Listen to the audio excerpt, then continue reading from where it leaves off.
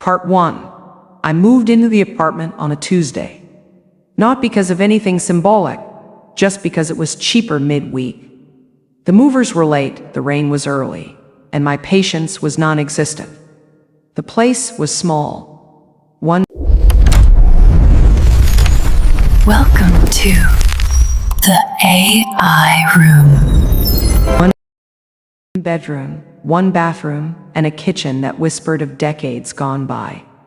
The tiles were cracked, the faucet dripped, and the light above the stove flickered like it was trying to say something in Morse code. But it was mine. For the first time in months, I was alone. Not just in space, but in silence. No roommates. No hospital monitors.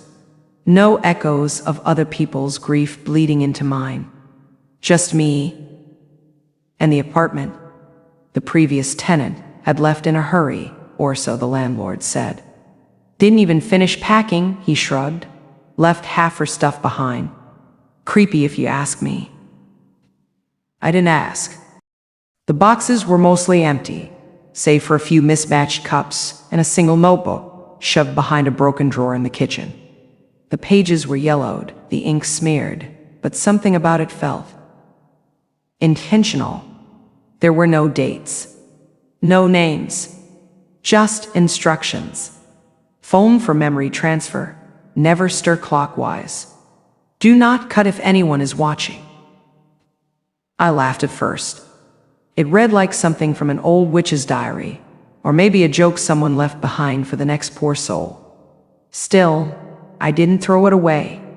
The apartment was quiet, uncomfortably so. I kept hearing things. Not loud sounds, no bangs or creaks, just small things, like footsteps.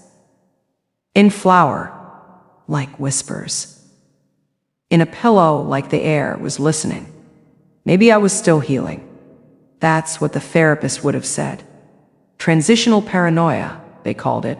The mind reaching for meaning in a meaningless space. So I told myself I'd clean scrub away the shadows. Open the windows. Let air in. I started in the kitchen. That's when I saw it.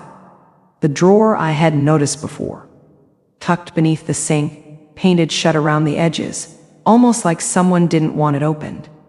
I wedged a knife into the seam, pushed, pulled, and it groaned open like it hadn't seen daylight in years. Inside, a single plastic container, small, translucent, and filled with a substance so perfectly white it didn't look real. Foam. Not the kind that fizzes or spills, but dense, unmoving, like whipped cream in a dream. On the lid, scratched in permanent marker. Cut gently. Let it speak. I stared at the container for a long time. It didn't smell like anything. It didn't move. It didn't even reflect the light right, like it absorbed brightness instead of bouncing it back. I touched it with the tip of one finger. Cold. But not refrigerator cold. Cold like porcelain, like stone left out in moonlight. Maybe it was just expired whipped cream.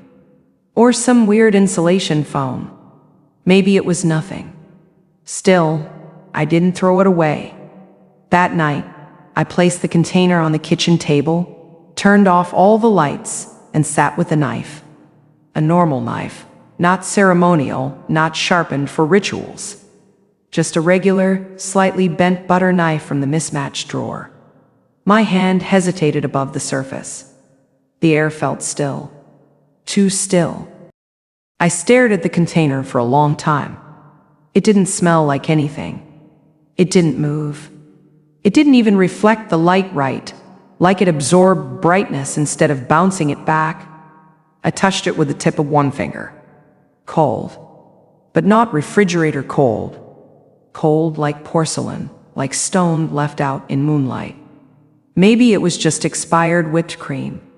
Or some weird insulation foam. Maybe it was nothing. Still, I didn't throw it away.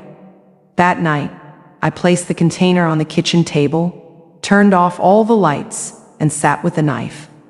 A normal knife, not ceremonial, not sharpened for rituals. just a regular, slightly bent butter knife from the mismatched drawer. My hand hesitated above the surface.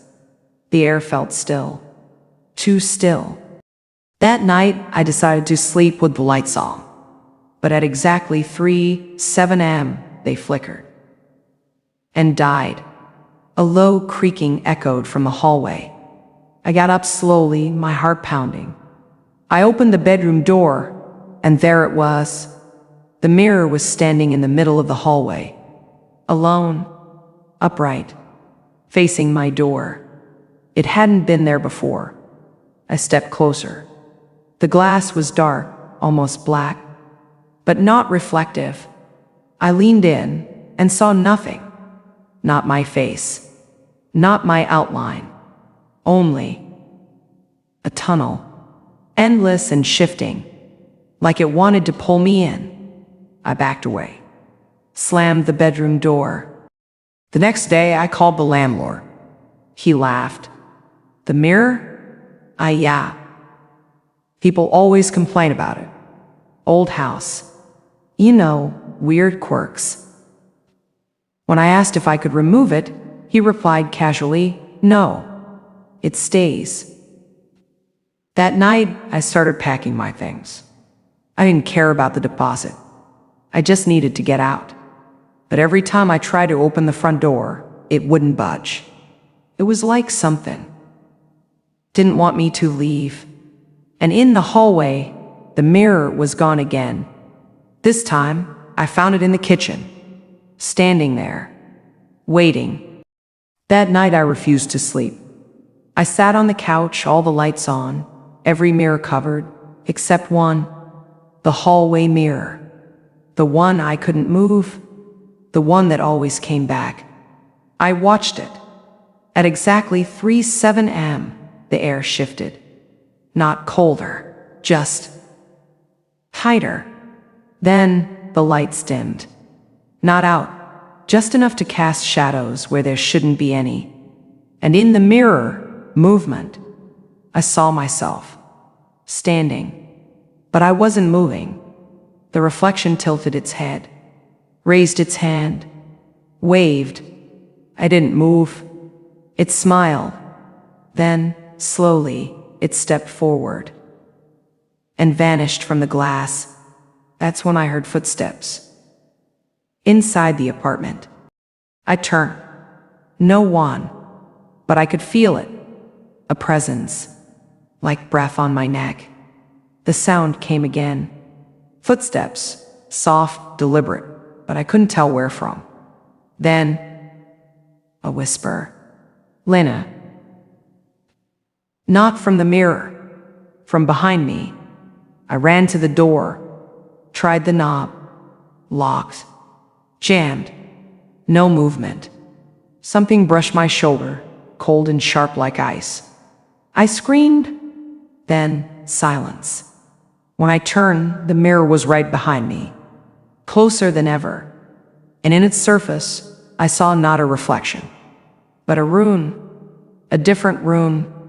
And myself, standing inside it, staring back. Trapped. While something else stood in my place. When I woke up, I was on the couch. Sunlight streamed through the curtains. The apartment looked normal. No mirror in the hallway. No strange reflections. No whispers. Just the sound of birds outside and the soft hum of the refrigerator. For a moment, I thought it was a dream. All of it. But then I saw the notebook. It wasn't on the kitchen shelf anymore. It was on the table. Open. A new line written in fresh ink. Welcome home. I didn't write that. I walked to the bathroom. The mirror was back. My reflection stared at me. It blinked when I didn't. Then it smiled. Not wide. Just enough. As if to say, I'm still here. I backed away. Closed the door. Now, every night, I leave all the lights on. I speak out loud to empty rooms. And I never, ever look into the mirror for too long. Because sometimes when I do, it blinks first,